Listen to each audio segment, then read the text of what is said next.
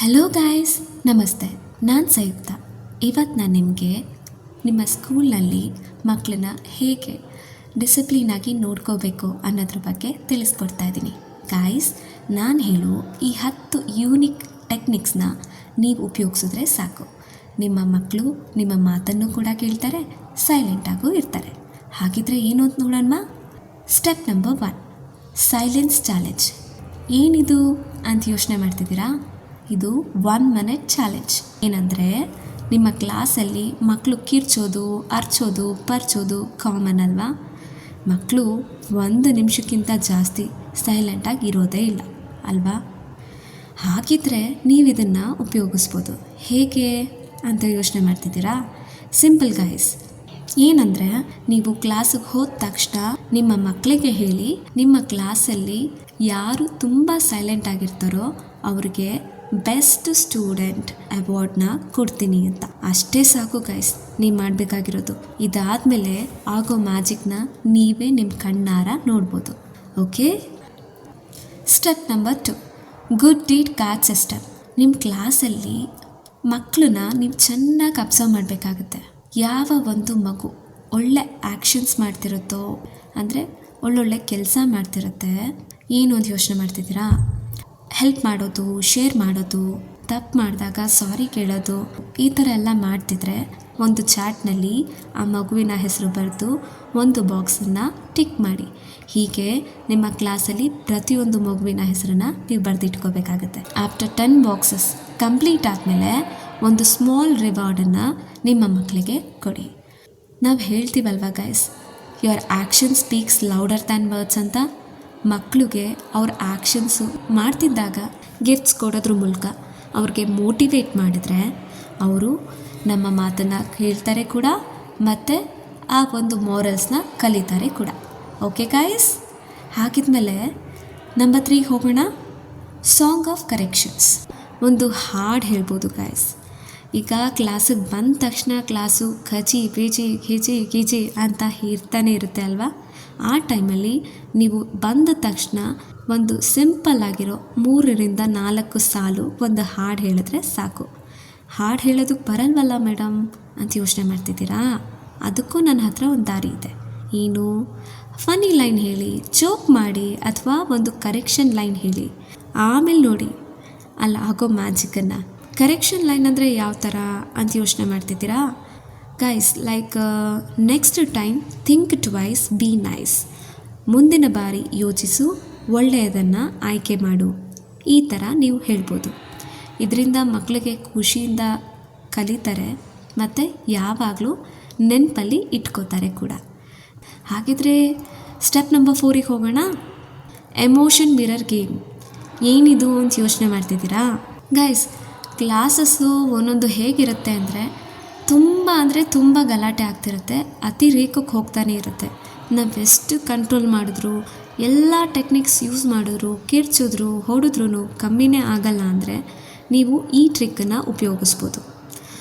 ನಿಮ್ಮ ಕ್ಲಾಸಲ್ಲಿ ಯಾವ ಒಂದು ಮಗು ತುಂಬ ಗಲಾಟೆ ಮಾಡ್ತಿರುತ್ತೆ, ಆ ಮಗುನ ನಿಲ್ಲಿಸಿ ಆ ಮಗುಗೆ ನೀವು ಒಂದು ಸ್ಮಾಲ್ ಚಾಲೆಂಜ್ ಕೊಡಬೇಕು.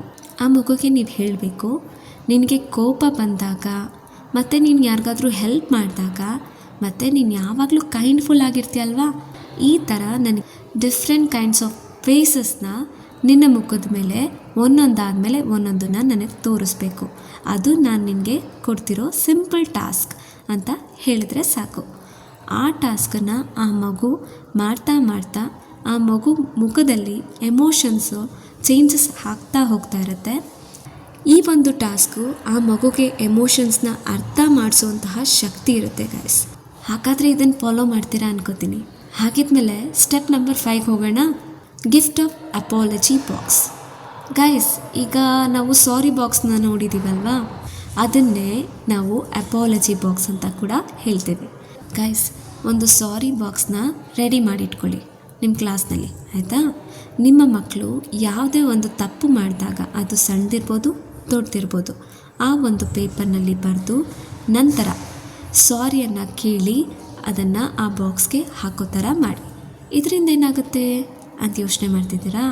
ಆ ಮಕ್ಕಳು ಅವ್ರು ಮಾಡೋ ತಪ್ಪು ರಿಫ್ಲೆಕ್ಟ್ ಆಗ್ತಾ ಬರುತ್ತೆ. ಅವ್ರಿಗೆ ಗೊತ್ತಾಗ್ತಿರುತ್ತೆ ನಾನು ಏನು ತಪ್ಪು ಮಾಡಿದ್ದೀನಿ ಅಂತ, ಮತ್ತು ಆ ತಪ್ಪು ಮಾಡಬಾರ್ದು ಅಂತ ಅವ್ರಿಗೆ ಅನ್ನಿಸ್ತಿರುತ್ತೆ ಬರೀಬೇಕಾದ್ರೆ. ಆಯಿತಾ? ಹಾಗಿದ್ರೆ ಸ್ಟೆಪ್ ನಂಬರ್ 6 ಹೋಗೋಣ. Good news circle. ಏನಿದು ಅಂತ ಯೋಚನೆ ಮಾಡ್ತಿದ್ದೀರಾ? ಗೈಸ್, ಇದಂತೂ ತುಂಬ ಸಿಂಪಲ್. ನೀವು ಮಾಡಬೇಕಾಗಿರೋದು ಇಷ್ಟೇ ಗೈಸ್. ನಿಮಗೆ ಯಾವಾಗ ಫ್ರೀ ಆಗುತ್ತೋ, ಅಂದರೆ ವೀಕ್ಲಿ ಒನ್ಸ್ ಅಲ್ಲ, ನೀವು ನಿಮ್ಮನ್ನು ಫ್ರೀ ಮಾಡಿಕೊಂಡು ಆ ಒಂದು ಟೈಮಲ್ಲಿ ಮಕ್ಕಳ ಜೊತೆ ನೀವು ಟೈಮ್ನ ಸ್ಪೆಂಡ್ ಮಾಡಬೇಕಾಗತ್ತೆ. ಆ ಟೈಮಲ್ಲಿ ನೀವು ಒಂದು ಸ್ಮಾಲ್ ಕೆಲಸ ಮಾಡಬೇಕಾಗತ್ತೆ. ಏನು ಗೊತ್ತಾ? ನಿಮ್ಮ ಮಕ್ಕಳು ವಾರ ಪೂರ್ತಿ ಏನೇನು ಒಳ್ಳೆ ಕೆಲಸ ಮಾಡಿರ್ತಾರೋ ಅದನ್ನು ನೀವು ಕೇಳೋದು. ಎಷ್ಟು ಸಿಂಪಲ್ ಅಲ್ವಾ? ಎಲ್ಲರೂ ಒಟ್ಟಿಗೆ ಕೇಳೋದಾ? ಇಲ್ಲ ಗೈಸ್, ಎಲ್ಲರೂ ಒಟ್ಟಿಗೆ ಕೇಳೋಕ್ಕಾಗಲ್ಲ ಅಲ್ಲ. ಕೇಳಿದ್ರೂ ಕೂಡ ನಿಮ್ಮ ಕಿವಿ ಕಿತ್ತೋಗುತ್ತೆ. ಸರಿ, ಹಾಗಿದ್ರೆ ಹೇಗೆ ಕೇಳೋದು ಅಂತ ಯೋಚನೆ ಮಾಡ್ತಿದ್ದೀರಾ? ಒಬ್ಬೊಬ್ಬರಾಗಿ ಕೇಳೋದು. ಒಬ್ಬೊಬ್ಬರು ಹೇಳ್ತಾ ಕೂತ್ಕೊಂಡ್ರೆ 1 ಅವರ್ ತೊಗೊತಾರೆ. ಅಷ್ಟೊಂದು ಟೈಮ್ ಕೊಡಬೇಡಿ ಗೈಸ್. ಏನಿಲ್ಲ ಅಂದರೂ ಒಂದೊಂದು ಮಗುಗೆ 5-5 ನಿಮಿಷ ಕೊಟ್ಟರೆ ಸಾಕು. ಆ 5-5 ನಿಮಿಷದಲ್ಲಿ ಏನೆಲ್ಲ ಒಳ್ಳೊಳ್ಳೆ ಅವರು ಕೆಲಸ ಮಾಡಿರ್ತಾರೆ ಅದನ್ನು ಆ ಮಗು ರಿಸೈಟ್ ಮಾಡೋದ್ರಿಂದ ಆ ಮಗುಗೆ ಎನ್ಕರೇಜ್ ಆಗೋ ಥರ ನಾವು ಕ್ಲಾಪ್ಸ್ ಮಾಡಬೇಕಾಗುತ್ತೆ. ಅದರಿಂದ ಏನಾಗುತ್ತೆ, ಆ ಮಗು ಪ್ರೈಡ್ ಇದೆಯಲ್ಲ, ಅದ್ರ ದೃಷ್ಟಿ ಕ್ಲಾಸ್ಮೇಟ್ಸ್ ಮೇಲಾಗ್ಬೋದು, ಮತ್ತು ಟೀಚರ್ಸ್ ಮೇಲಾಗ್ಬೋದು, ಮತ್ತು ತಾನು ಮಾಡಿರೋ ಒಳ್ಳೆ ಕೆಲಸದ ಮೇಲಾಗಿರ್ಬೋದು. ತುಂಬ ಹೆಮ್ಮೆ ಬರುತ್ತೆ ಆ ಮಗುಗೆ. ನಾನು ಇಷ್ಟು ಒಳ್ಳೆ ಕೆಲಸ ಮಾಡಿದ್ದೀನಾ, ಅದಕ್ಕೆ ಇಷ್ಟು ಚೆನ್ನಾಗಿ ಚಪ್ಪಾಳೆ ಸಿಗ್ತಾ ಇದೆಯಾ, ಹ್ಯಾಪಿನೆಸ್ ಇದೆಯಲ್ಲ ಆ ಮಗು ಮುಖದ ಮೇಲೆ ನೀವು ನೋಡ್ಬೋದು. ಇದರಿಂದ ಏನಾಗುತ್ತೆ ಅಂತ ಯೋಚನೆ ಮಾಡ್ತಿದ್ದೀರಾ? ಇದರಿಂದ ಟೀಮ್ ವರ್ಕ್ ಇದೆಯಲ್ಲ ಅದು ಬಿಲ್ಡ್ ಆಗ್ತಾ ಹೋಗುತ್ತೆ. ಅದು ಕೂಡ ಅವ್ರಿಗೆ ತಿಳಿದೆ. ಓಕೆ ಗೈಸ್, ಈಗ ಸ್ಟೆಪ್ ನಂಬರ್ 7ಗೆ ಬರೋಣ. ಇದಂತೂ ತುಂಬ ಸುಲಭ ಅಪ್ಪ. ಇದು ಎಲ್ರಿಗೂ ಗೊತ್ತಿರೋದೆ, ಆದರೆ ನೀವು ಇದನ್ನು ಬೇರೆ ರೀತಿ ಅಪ್ಲೈ ಮಾಡೋದ್ರಿಂದ ಒಳ್ಳೆ ರಿಸಲ್ಟ್ ಸಿಗುತ್ತೆ ಅಂತ ಹೇಳ್ಬೋದು. ಏನಿದು ಅಂತ ಯೋಚನೆ ಮಾಡ್ತಿದ್ದೀರಾ? Puzzles for piece. ಅಂದರೆ ನಾವು ರಿಡಲ್ಸ್ ಕೊಡೋದು, ಇಲ್ಲ ಒಗಟುಗಳನ್ನು ಮಕ್ಕಳಿಗೆ ಕೇಳೋದು. ಹೇಗೆ ಅಂತ ಯೋಚನೆ ಮಾಡ್ತಿದ್ದೀರಾ? ಗೈಸ್, ನೀವು ಕ್ಲಾಸಿಗೆ ಹೋದಾಗ 2-3 ಜನ ತುಂಬ ಕಿತ್ತಾಡ್ತಿರ್ತಾರೆ. ನೀವು ಏನೇ ಮಾಡಿದ್ರೂ ಕಂಟ್ರೋಲಿಗೆ ಬರಲ್ಲ. ಆ ಟೈಮಲ್ಲಿ ನೀವೇನು ಮಾಡಬೇಕು ಗೊತ್ತಾ? ಒಂದು ಸಣ್ಣ ರೀಡಲ್ನ ಅವ್ರ ಹತ್ರ ತೊಗೊಂಡು ಹೋದರೆ ಸಾಕು. ಆಗ ಎಲ್ಲ ಒಂದಾಗಿ ಈ ಪ್ರಶ್ನೆಗೆ ಉತ್ತರ ಏನು ಅಂತ ಹುಡ್ಕೋದ್ರ ಮೇಲೆ ಕಾನ್ಸಂಟ್ರೇಟ್ ಮಾಡ್ತಾ ಇರ್ತಾರೆ.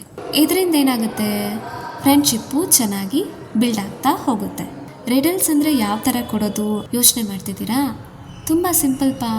ನೀವು ಕನ್ನಡದಲ್ಲಿ ರಿಡಲ್ಸ್ ಕೊಡ್ತೀನಿ ಅಂದರೆ ಒಗಟುಗಳನ್ನು ಕೇಳ್ಬೋದು. ಲೈಕ್ ಬಾಲ ಇದೆ ಕೋತಿ ಅಲ್ಲ, ಶಿವ ಅಲ್ಲ, ಸಿಂಧೂರ ಇಟ್ಕೊಂಡಿದ್ದಾರೆ, ಸಿಂಧೂರ ಅಲ್ಲ, ಹಾಗಿದ್ರೆ ನಾನು ಯಾರು ಅಂತ ಕೇಳಿ. ಇದಕ್ಕೆ ಉತ್ತರ ಗೊತ್ತಿದ್ರೆ ನನಗೆ ಕಮೆಂಟ್ ಸೆಕ್ಷನಲ್ಲಿ ನೀವು ಕಮೆಂಟ್ ಮಾಡಿ. ಗೊತ್ತಾಗಲಿಲ್ವಾ? ಪರವಾಗಿಲ್ಲ, ನಾನೇ ನಿಮಗೆ ಉತ್ತರನ ಹೇಳ್ತೀನಿ. ಓಕೆ ಗಾಯ್ಸ್, ಇದರಿಂದ ಏನಾಗುತ್ತೆ ಅಂತ ಯೋಚನೆ ಮಾಡ್ತಿದ್ದೀರಾ? ಮಿಸ್ಅಂಡರ್ಸ್ಟ್ಯಾಂಡಿಂಗ್ಸ್ ಇರುತ್ತಲ್ಲ ಮಕ್ಕಳ ಮಧ್ಯ, ಅದು ಕ್ಲಿಯರ್ ಆಗ್ತಾ ಹೋಗುತ್ತೆ. ಅದು ಕೂಡ ಅವ್ರಿಗೆ ತಿಳಿದೆ. ಹಾಗಿದ್ರೆ ಸ್ಟೆಪ್ ನಂಬರ್ 8ಗೆ ಬರೋಣ. Star of kindness wall. ಈಗ ನಿಮ್ಮ ಒಂದು ಕ್ಲಾಸಲ್ಲಿ ಮಗು ಒಂದು ಒಳ್ಳೆ ಕೆಲಸ ಮಾಡ್ತಾಯಿದೆ ಅಂತ ಹೇಳಿದ್ರೆ ಆ ಮಗುವಿನ ಹೆಸರನ್ನು ಒಂದು ದೊಡ್ಡ ಚಾರ್ಟಲ್ಲಿ ಇಲ್ವಾ ಬೋರ್ಡ್ ಮೇಲೆ ನೀವು ಬರೆದು ಸ್ಟಾರ್ ಆಫ್ ದ ಡೇ ಅಂತ ಆ ಮಗುವಿನ ಹೆಸರಿನ ಜೊತೆ ನೀವು ಟ್ಯಾಗ್ ಮಾಡಿದ್ರೆ ಸಾಕು. ಆ ಮಗುಗೆ ಮಾರಲ್ ಸಪೋರ್ಟ್ ಕೊಟ್ಟ ಹಾಗಾಗುತ್ತೆ. ಹಾಗೆಯೇ ಆ ಮಗು ಯಾವತ್ತೂ ಗಲಾಟೆ ಮಾಡದಿರೋ ಥರ ತನ್ನನ್ನು ತಾನು ತಿದ್ಕೊಳ್ಳುತ್ತೆ ಕೂಡ. ಗೊತ್ತಾಯ್ತಾ ಗೈಸ್? ಈಗ ಸ್ಟೆಪ್ ನಂಬರ್ 9ಗೆ ಬರೋಣ. Whisper talk rules. ಏನಿದು ಅಂತ ಯೋಚನೆ ಮಾಡ್ತಿದ್ದೀರಾ? ಈಗ ನಿಮ್ಮ ಕ್ಲಾಸಲ್ಲಿ ಮಕ್ಕಳು ಮಾತಾಡ್ತಿರ್ತಾರೆ ಅಲ್ವಾ? ಎಷ್ಟು ಮಟ್ಟಿಗೆ ಅಂದರೆ ನೀವು ಪಾಠ ಮಾಡ್ತಿರ್ಬೇಕಾದ್ರೂ ನಿಮಗೆ ಕೇಳಿಸ್ದೇ ಇರೋ ಥರ ಮಾತಾಡ್ತಿರ್ತಾರೆ. ಅದನ್ನೇ ವಿಸ್ಪರ್ ಟಾಕ್ ಅಂತ ಹೇಳ್ತಾರೆ. ಆ ಟೈಮಲ್ಲಿ ನೀವೇನು ಮಾಡಬೇಕು ಅಂತ ಯೋಚನೆ ಮಾಡ್ತಿದ್ದೀರಾ? ನೀವು ಇಲ್ಲಿ ಮಾಡಬೇಕಾಗಿರೋದು ಒಂದು ಸಿಂಪಲ್ ಟಾಸ್ಕ್. ಏನು ಗೊತ್ತಾ? ನಿಧಾನವಾಗಿ ಮಾತಾಡೋದು. ಮ್ಯಾಮ್ ಏನೋ ಇಂಪಾರ್ಟೆಂಟ್ ಮಾತಾಡ್ತಿದ್ದಾರಲ್ಲ, ಹೇಳ್ತಿದ್ದಾರಲ್ಲ ಅಂತ ಮಕ್ಕಳು ಕೂಡ ಆಟೋಮೆಟಿಕ್ಕಾಗಿ ಸೈಲೆಂಟ್ ಆಗ್ತಾರೆ. ಗೊತ್ತಾ? ಕೆಲವೊಂದು ಮಕ್ಕಳುಗಳಿಗೆ ತಿಳ್ಕೊಳ್ಳೋವಂತಹ ಕ್ಯೂರಿಯಾಸಿಟಿ ಜಾಸ್ತಿ ಇರುತ್ತೆ. ಮ್ಯಾಮ್ ಏನು ಹೇಳ್ತಿರ್ತಾರೆ, ಏನು ಮಾಡ್ತಿರ್ತಾರೆ ಅದನ್ನೆಲ್ಲ ನೋಟಿಸ್ ಮಾಡ್ತಿರ್ತಾರೆ, ಸಣ್ಣ ಪುಟ್ಟ ಥಿಂಗ್ಸ್ ಆದರೂ ಅಷ್ಟೆ. ನೀವು ಆ ಟೈಮಲ್ಲಿ ಈ ವಿಸ್ಪರ್ ಟಾಕನ್ನು ಅಡಾಪ್ಟ್ ಮಾಡಿಕೊಂಡ್ರೆ ಖಂಡಿತ ಒಳ್ಳೆಯ ರಿಸಲ್ಟನ್ನು ನೀವು ನೋಡ್ಬೋದು. ಹಾಗಿದ್ರೆ ಇದನ್ನು ಇಂಪ್ಲಿಮೆಂಟ್ ಮಾಡಿ ಕಮೆಂಟ್ ಸೆಕ್ಷನಲ್ಲಿ ನನಗೆ ಕಮೆಂಟ್ ಮಾಡಿ ಹೇಳ್ತೀರಾ? ಕೊನೆಯದಾಗಿ ಮೋರಲಿನ ಮಿನಿಟ್ ಅಂತ ಹೇಳ್ತಾರೆ. ಏನಿದು ಅಂತ ಯೋಚನೆ ಮಾಡ್ತಿದ್ದೀರಾ ಗೈಸ್? ಈಗ ನೀವು ಪ್ರತಿಯೊಂದು ಸ್ಟೋರಿ ಹೇಳಿದ್ಮೇಲೆ ಕತೆಗೆ ನೀತಿ ಅಂತ, ಅದೇ ಗೈಸ್ ಇದನ್ನು ಯಾಕೆ ಇಲ್ಲಿ ಹೇಳ್ತಾ ಇದ್ದೀವಿ ಅಂತ ಯೋಚನೆ ಮಾಡ್ತಿದ್ದೀರಾ ಗೈಸ್? ನೀವು ನಿಮ್ಮ ದಿನದಲ್ಲಿ ಯಾವಾಗಲೂ ಒಂದು ಶಾರ್ಟ್ ಮಾರಲ್ನ, ನೀತಿಯನ್ನು ಎಂಡ್ ಆಫ್ ದ ಡೇ ಮಕ್ಕಳಿಗೆ ತಿಳಿಸ್ಕೊಡ್ಬೇಕು. ಇದರಿಂದ ಏನಾಗುತ್ತೆ ಅಂತ ಯೋಚನೆ ಮಾಡ್ತಿದ್ದೀರಾ? ಅದರಿಂದ ನಿಮ್ಮ ಕ್ಲಾಸಲ್ಲಿ ನಿಮ್ಮ ಮಕ್ಕಳ ಮನಸ್ಸಲ್ಲಿ ಪಾಸಿಟಿವ್ ಎನರ್ಜಿನ ನೀವು ಕ್ರಿಯೇಟ್ ಮಾಡಿದಾಗತ್ತೆ. ಆ ಲೈನ್ನ ಬರೀ ಹೇಳೋದ್ರಿಂದ ಮಾತ್ರ ಅಲ್ಲ, ಆ ಲೈನನ್ನು ಪ್ರತಿಯೊಂದು ಮಗು ರಿಪೀಟ್ ಮಾಡೋ ಥರ ನೀವು ಮಾಡಬೇಕು. ಅದರಿಂದ ನಿಮ್ಮ ಕ್ಲಾಸ್ನಲ್ಲಿ ಪಾಸಿಟಿವಿಟಿ ಫುಲ್ಲು ತುಂಬಿಕೊಂಡಾಗಿದೆ ಅನ್ನೋ ಥರ ನಿಮಗೆ ಫೀಲ್ ಆಗುತ್ತೆ. ನಿಮಗೆ ಮಾತ್ರ ಅಲ್ಲ, ಮಕ್ಳಿಗೂ ಫೀಲ್ ಆಗುತ್ತೆ. ಆ ಲೈನ್ ಯಾವುದು ಅಂತ ಯೋಚನೆ ಮಾಡ್ತಿದ್ದೀರಾ? ಒಳ್ಳೆಯದನ್ನು ಮಾಡಿದ್ರೆ ಯಾವಾಗಲೂ ಒಳ್ಳೆಯದೇ ಆಗುತ್ತೆ, ಸಂತೋಷ ಕೂಡ ಸಿಗುತ್ತೆ. ಎಷ್ಟು ಚೆನ್ನಾಗಿದೆ ಅಲ್ಲ ಲೈನು? ಐ ಹೋಪ್ ಇದನ್ನು ನೀವು ಅಪ್ಲೈ ಮಾಡ್ತೀರಾ ಅನ್ಕೋತೀನಿ ಗೈಸ್.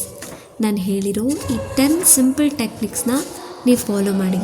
ಇದರಿಂದ ಏನು ನಿಮಗೆ ರಿಸಲ್ಟ್ ಬರ್ತಾ ಇದೆ ಅದನ್ನು ದಯವಿಟ್ಟು ಕಮೆಂಟ್ ಸೆಕ್ಷನಲ್ಲಿ ಕಮೆಂಟ್ ಮಾಡಿ ಅಂತ ಹೇಳ್ತಾ ನನ್ನ ಮಾತನ್ನು ಮುಗಿಸ್ತಾ ಇದ್ದೀನಿ. Okay guys.